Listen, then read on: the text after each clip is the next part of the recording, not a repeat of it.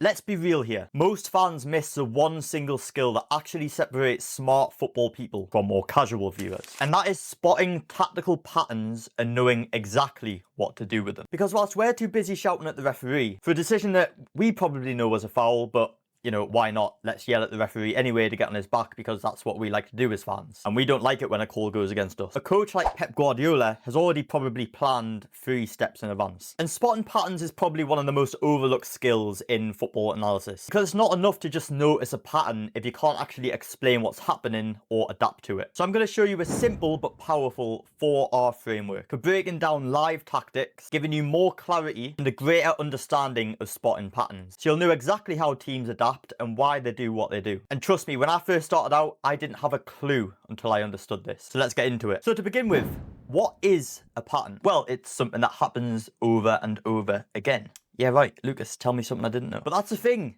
You don't know. Otherwise, I wouldn't be speaking to you right now. But trying to spot these patterns during a live football match is naturally a lot harder because, of course, the reality of football is that it's very chaotic and it's fast paced and it's always changing all the time. So there really is not a set structure to be able to do this, but you can certainly make it easier for yourself. Now, why do I need to know about spotting patterns? Well, it makes you immediately see the game with a different eye and see changes that managers make in response that others probably miss. And it is so important to understand this as a fan if you want to take your knowledge to the next level. Because if you can pinpoint exactly what a manager is asking his team to do, and it is creating a certain positive outcome which is having a massive influence on a game, then you could explain the reason why a team actually won the game or lost. And it even makes it easier to predict a certain outcome. So let's walk through the 4R framework. Now this is a 4-step process designed to make it simpler to spot these patterns, break them down, and wonder what you might do in response. So the first R is recognize. And it all begins with having an awareness. And this maybe involves trying to look at different areas of the pitch that you might not think is directly impacting the play,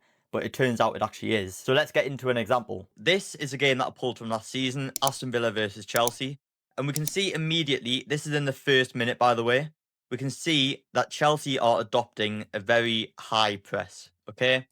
So they have a man-to-man high press, and they are pretty much forcing the goalkeeper to play long as much as possible. We can see it again in this clip in the 11th minute.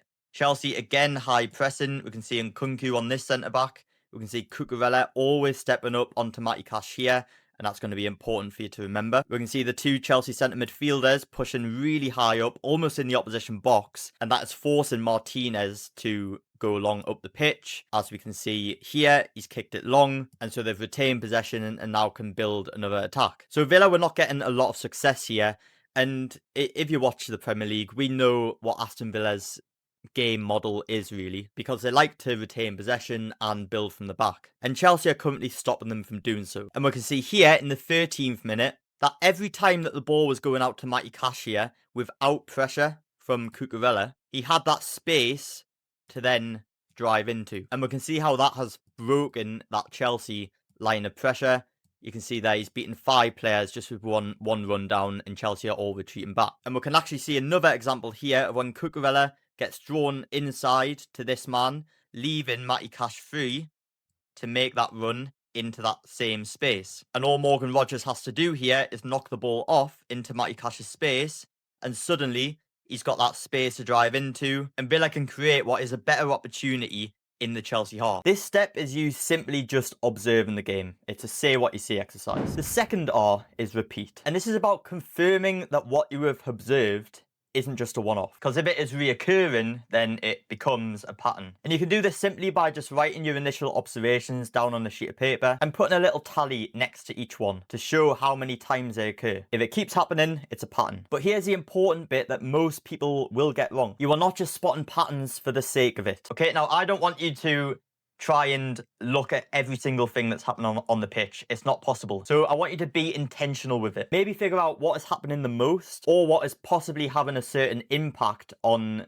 you know, the way that the game is going. Because if you don't do this, then you are not analysing with intention. So we have already observed previously in the game that when Cucurella is tracking Matty Cash like this, then Villa struggle to progress the ball up the pitch. And so we need to try and move Cucurella into a different area to allow that space to naturally happen. And there are 2 ways that Villa did this. Now we look here in the 14th minute, and I like to call this a hint. And a hint is when you see the outcome that you want and then try to analyse why it worked in a freeze frame. Now we can see again Chelsea's high press here and that they've actually tried to progress the ball through the centre even under that pressure. But I want you to take note of Reece James here, because as we move it on a couple of seconds later, we can see that because Reece James is high and because Villa have retained the ball after it going into the feet of John McGinn here, Villa have now created a situation where they have 3 Aston Villa players along this line and only 2 Chelsea players covering. And so where Reece James was normally here, because he stepped up, that now means Caicedo needs to come across to cover.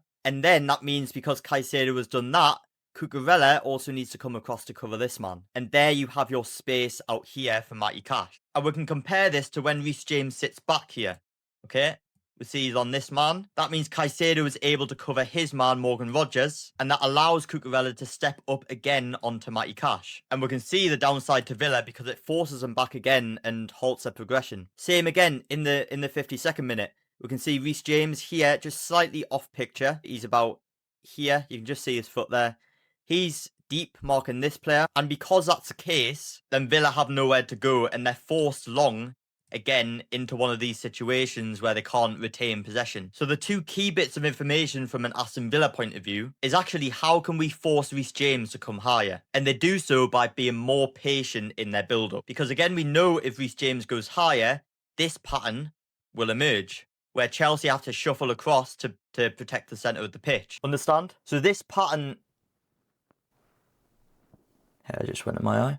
Thank you. So this pattern led to a positive outcome, which is contributing most of the time to the ball being progressed and retained up the pitch. And this allows you to understand which problem is most prominent in the moment for you to solve. So this particular area needs to be an area where the players and the managers think, how can we manufacture more moments like this? Now, are there any signs of what we've been doing so far that can lead to more of these moments? So we've recognised the pattern, we've seen it repeat, and we've also seen the value to us when it works. We now need to react to this pattern. And that's the third R, reaction. Once you have recognised and identified a pattern, you need to break it down. Now in the 63rd minute, we can see Reece James here, okay, now he's a lot higher.